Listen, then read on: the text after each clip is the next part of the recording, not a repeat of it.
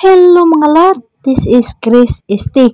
Kilala sa pangalan nga Inday Pislat, OFW nga nasaag diri sa Hong Kong. Charot mga lat.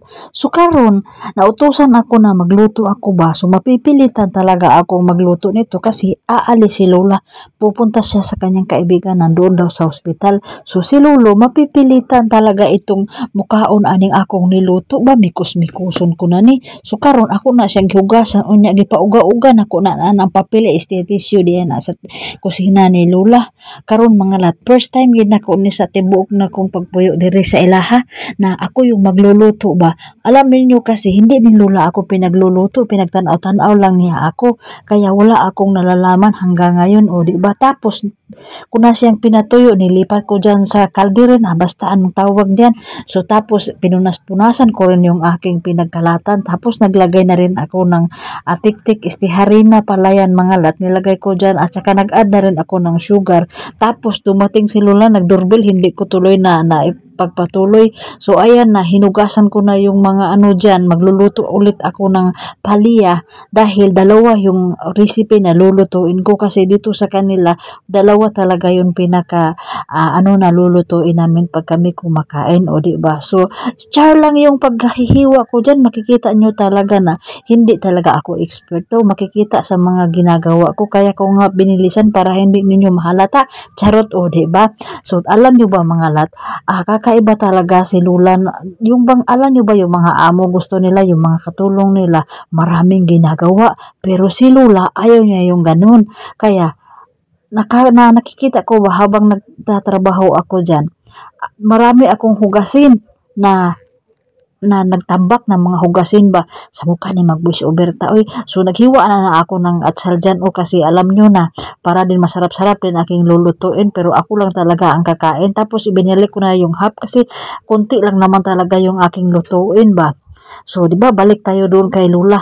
Iba siya kasi pag nagluluto siya, ayaw niya na may marami kang makikita ang kalat sa kanyang pinaglutuan. Inauna niya yung pagkatapos niyang gamitin, hugasan niya kaagad, ganun si Lola.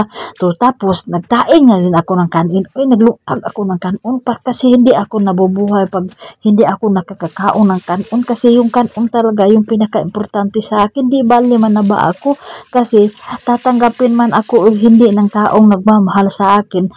Ganun talaga ako, hindi ako nabubuhay ng walang kanin, charot lang. Oy, tapos minikos-mikos ko na at saka inon ko na yung lutoan ni Lola, anong tawag dyan, rice cooker, basta yun na yun. So tapos nagsimula na akong nagluto dyan mga lat.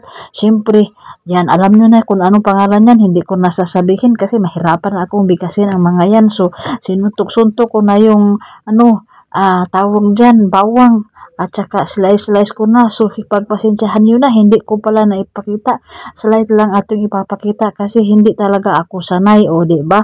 Tapos mga lat, yung ko dyan, yung niluto kong ampalaya, so ganun yung proseso ng pagturo na akin ni Lola. So pinalo ko na, hindi ko na ginaya yung sa atin para hindi ako gaya-gaya. Charot lang. Siyempre, yung susundin ko, Lola kasi dito ako nabubuhay, dito ako kumikita. Charot lang. So, ayan, hindi pa pala nainit yung mantika yan nilunod ko na mga lat. So, alam nyo talaga na magaling ako, di ba? Tapos mga lat, habang nagluluto ako dyan, iniisip ko sana hindi dumating agad si Lola para matapos ako. Charot lang mga lat. Oy, hindi man siya dumating kasi mga lat, doon lang siya kakain sa kanyang mga kaibigan. Tapos nilunod ko na rin yung itlog.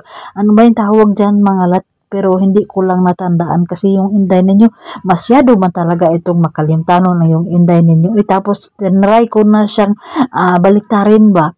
Sus, pagbali na ko karong mga lat kay napikas man. Oy, mas maganda sana yung hindi mapikas ba. So naghiwalay man sila, bahala na si Lolo dyan. Oy, kay kasi tikim-tikim lang naman yun si Lolo. Tapos ako na yung kakain, kaya ako nananaba. Charot lang mga lat. Tapos mga lat, hugasan ko na yung kalaha mga lat. Tapos na parang hinugasan ng inyong inday kasi lalagay na ako ng mantika, di ba? Maglalagay ako ng dyan tawag dyan mga lat kasi si Lola dito mga lat pag siya nagluluto hindi man siya naglalagay ng ahos or onion or bombay ba, hindi man siya naglalagay ng bombay, prituhin lang naman niya yung karne or yung piprituhin niya, wala talaga Kaya ako, nung ako na nagluto, ginamitan ko siya ng atsal. Uy, para saan ba yung atsal dito at saka ahos at saka bombay kung hindi man gagamitin? O, di ba? Kakaiba siya magluto mga lat kasi masarap din naman kasi nakasanayan ko nang kainin sa araw-araw ba naman. Siyempre, masarap na rin. Pero iba pa rin yung lasa pag nilagyan mo ng kunting mga kung ano-anong nandun sa, kunti lang talaga, yung nasa ano talaga niya mga lat. Tatlong asin at saka flour at sugar lang talaga yung ginagamit niya pag nagluluto siya. Pero meron din naman siyang inaano na mga ano dyan, pero hindi niya niluluto kasi yun ang nakasanayan nila. So, syempre ako naglagay ako ng atsal, no, yung, basta yung red pepper at saka nilagyan ko din siya ng black pepper, mga ganun-ganun ba kasi masarap talagang pag nasanay tayo ba, iba talaga yung lasa pag nasanay tayo sa nakasanayan natin o pabalik-balik na kayo nang mag-adjust dyan kasi hindi ako sanay sa mga ganitong ginagawa ko kasi mapipilitan din yung si Lolo na kakain pero kumain naman siya mga lat. So ayan na yung natapos at saka yung ampalaya na ginawa ko. So yan na. So, mukhang masarap siya tingnan, mukhang maanghang.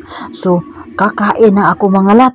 Hindi na ako magsalita. Kain!